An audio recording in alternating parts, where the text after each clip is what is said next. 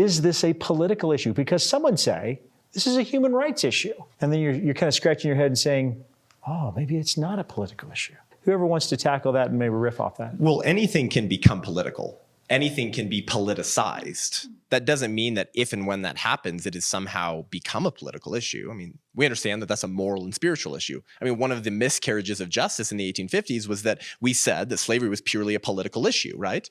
This is why Douglas in his debates with Lincoln said, I don't really, I support the right of each state to vote it up or down, meaning to ban slavery or make it okay. Like, I don't care. It's just a political issue. You decide for yourself. So for the Christian, we understand that this is a moral and spiritual issue.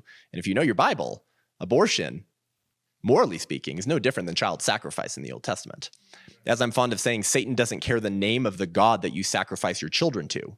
As long as you continue to shove children down his throat, he'll be satisfied, right? He's the dragon in Revelation waiting to devour baby Jesus as Mary's going to give birth. He's behind the slaughter of babies by Herod and by Pharaoh. We don't have to call him Molech today. He can just be the pagan gods of convenience, career well-being, education, and money. He does not care as long as you continue to feed children down his throat.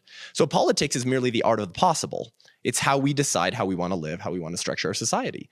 And we live in the most unique civilization ever. This is the idea of American exceptionalism. It doesn't mean we're better than other countries by virtue of being American. It just means that the founding of this country and the ideals of this country, based on the premises of natural law that rights spring from your humanity, and our founders, even if they weren't born again, they were theists and they believed that these rights came from God.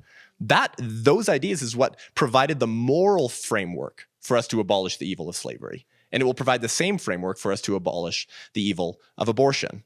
So this is not a political issue, but it's become politicized. And now we have laws on the book saying you can kill babies in the womb through all 9 months of pregnancy. So what is the role of the Christian?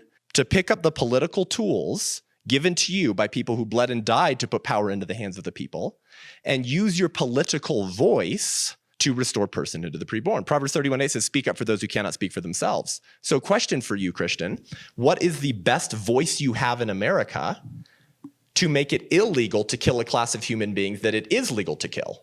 Well, there's a lot of ways that we can use our voice, but the most important would be the political voice. The most important thing would be to stop legalized state-sanctioned slaughter of innocents, and then we can deal with other issues. Your political voice is the most important when it comes to ending state-sanctioned slaughter.